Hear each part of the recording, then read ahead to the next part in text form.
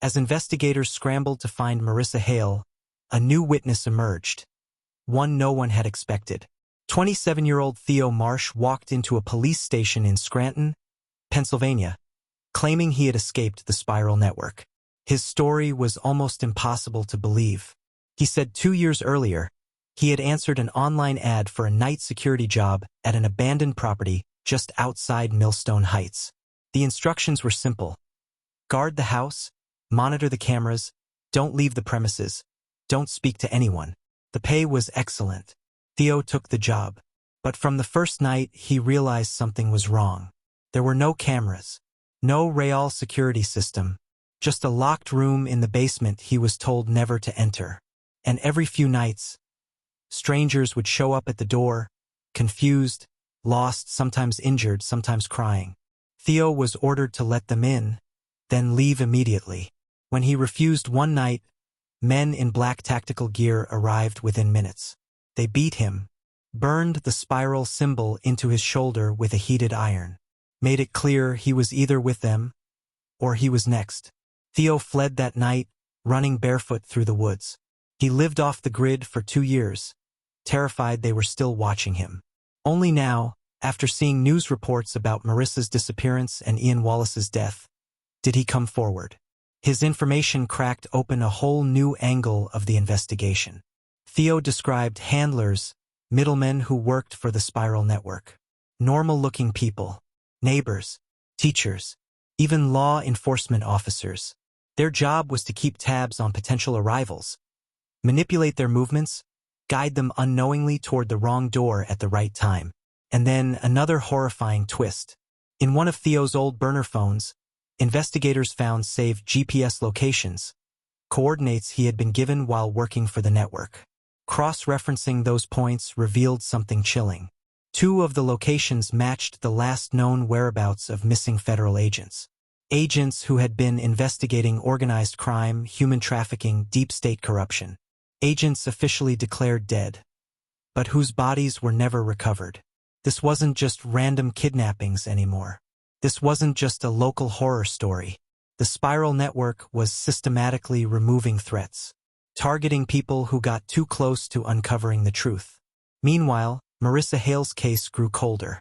No ransom demands, no credible sightings. Until October 29th, when a trail camera deep in the Green Mountain National Forest captured something shocking. A blurry image of Marissa, walking barefoot through the woods, staring straight into the camera. Eyes wide, expression hollow. And behind her, half hidden among the trees, 3 figures. Silent, watching. The search teams moved fast. They combed the forest for days. And what they found chilled them to the bone. An abandoned campground. Tents slashed to pieces. Makeshift cages half buried in the ground. And at the center of the clearing, a totem. A twisted sculpture made of bones and rusted metal, wrapped in strips of fabric. Painted on it, in blood, the spiral. DNA testing confirmed human remains scattered across the campsite, some dating back over a decade. No sign of Marissa. No sign of the Watchers. Just one new clue. A small, charred notebook found buried near the totem. Inside, a list of names. Over 60. Some crossed out.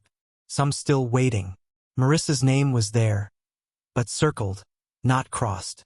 At the very bottom of the list, a final note written in shaky handwriting. They are building something. They are almost ready. We are just the beginning. Meanwhile, back in Millstone Heights, new surveillance footage surfaced. A gas station camera captured a figure matching Gerald Harlow's description. Alive. Entering a black van at 2:37 a.m. 2 nights before his official disappearance. He wasn't running from the network. He was going deeper into it. And worse, agents now believe Gerald may not have been a pawn. He may have been a recruiter, a true believer, willing to sacrifice others to bring the spiral's plan to life. The FBI has now issued a Level 1 national alert. They believe the spiral network is expanding, recruiting faster, moving into new territories, and the next wave may have already begun. Because just this week, reports flooded in from across the country. GPS glitches rerouting drivers, people receiving cryptic text messages, Wrong knocks at the wrong doors. And late last night, another call came in. A woman's terrified whisper to 911. They found me. They're inside. Please, don't knock. The call disconnected.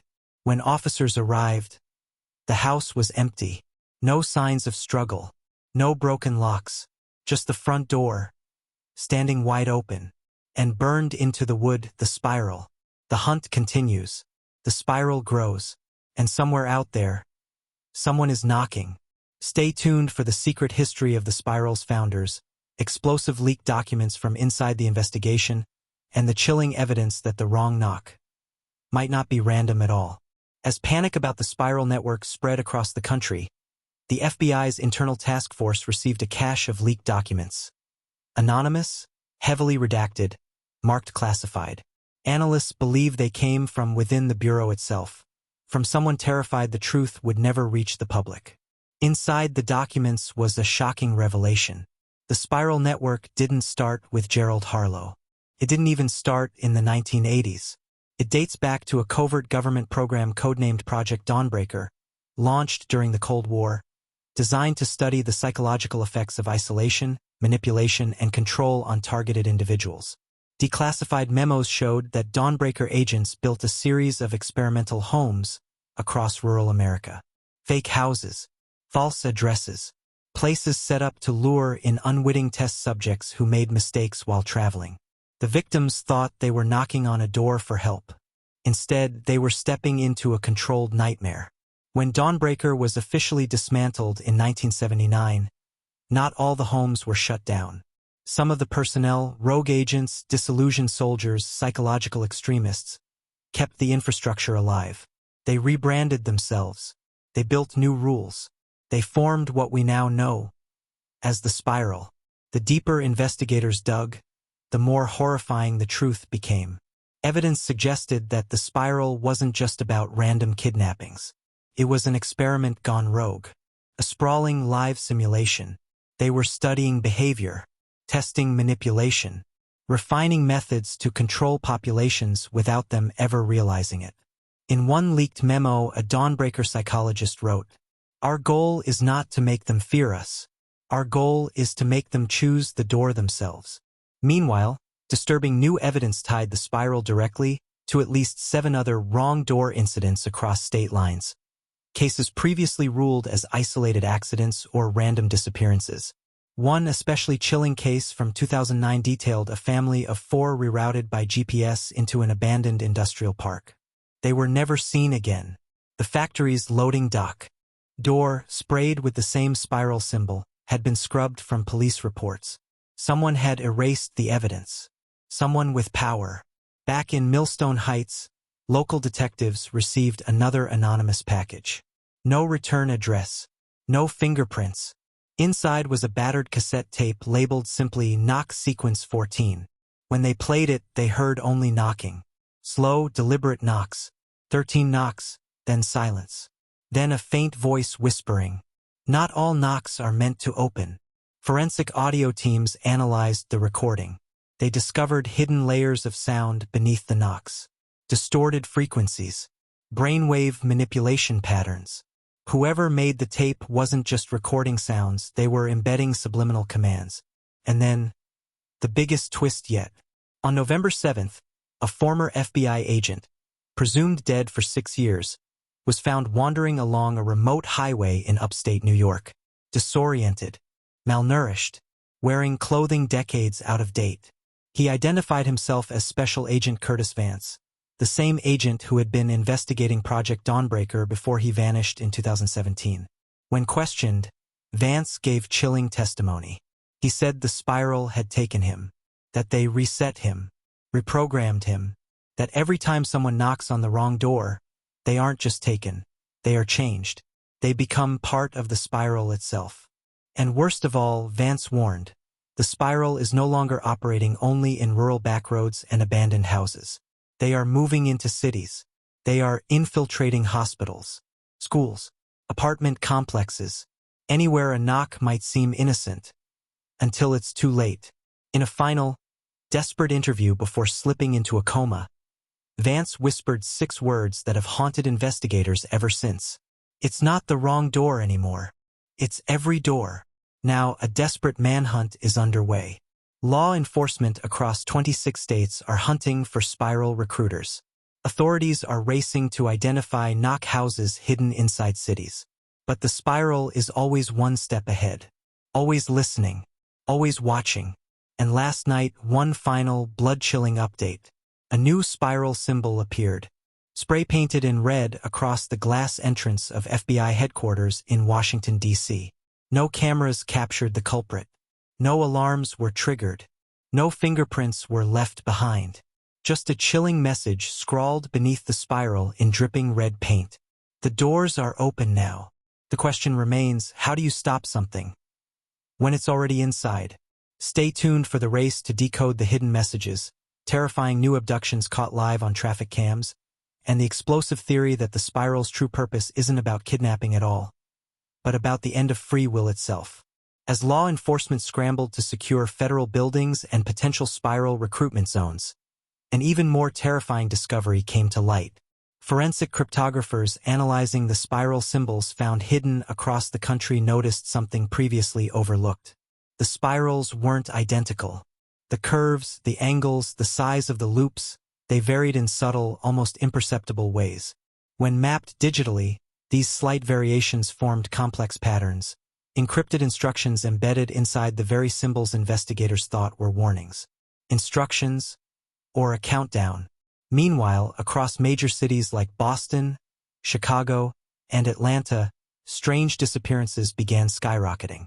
But these were different from rural wrong door cases. These victims were vanishing in public, at subway stations, shopping centers, crowded sidewalks. 1 minute there, the next minute gone. No struggle, no screams, just missing. Surveillance cameras caught glimpses. Grainy footage showing figures in dark, nondescript clothing tapping victims lightly on the shoulder, handing them small, folded notes, leading them silently into service exits, alleyways, parking garages. And in every instance, the victims seemed to go willingly, hypnotized, obedient, as if they had been waiting for the signal all along. Inside those few recovered notes, only 2 words were written. It's time. And then, the spiral's real purpose began to emerge. Late one night, cyber units monitoring dark web activity intercepted a hidden broadcast, an encrypted message addressed to initiates of the new spiral. It outlined a chilling philosophy. The door is the choice. The spiral is the future. They will come freely when they realize their cage was built long before us. We will not force them. We will awaken them. And they will walk inside themselves. It wasn't about kidnapping. It was about mass conversion. It was about breaking the will to resist, turning ordinary people into something else. Loyal, silent, obedient. In a desperate closed-door briefing, federal officials laid it out starkly. The spiral had evolved from a rogue psychological experiment into a full-scale societal infection. And now, they believed, a zero night was coming. A coordinated event when thousands of conditioned recruits would act simultaneously, triggered by the final code hidden inside the spiral's messages. And the countdown was almost over. Evidence pointed to November 23rd, less than 3 weeks away. In a final chilling escalation, witnesses reported spiral recruiters targeting children. Elementary school students describing, "The nice man who gave me a spiral sticker." Teenagers lured to fake parties by spiral-marked flyers. University students disappearing from dorm rooms where spiral symbols had been carved beneath their beds. The infection was everywhere. Every wrong turn. Every knock. Every friendly stranger offering directions or a helping hand. And as authorities mobilized in a desperate attempt to quarantine suspected spiral zones, the spiral struck again. In the heart of the nation's capital. November 10th. 5:47 p.m. Union Station, Washington, D.C. Thousands of commuters packed onto platforms. Surveillance captured it.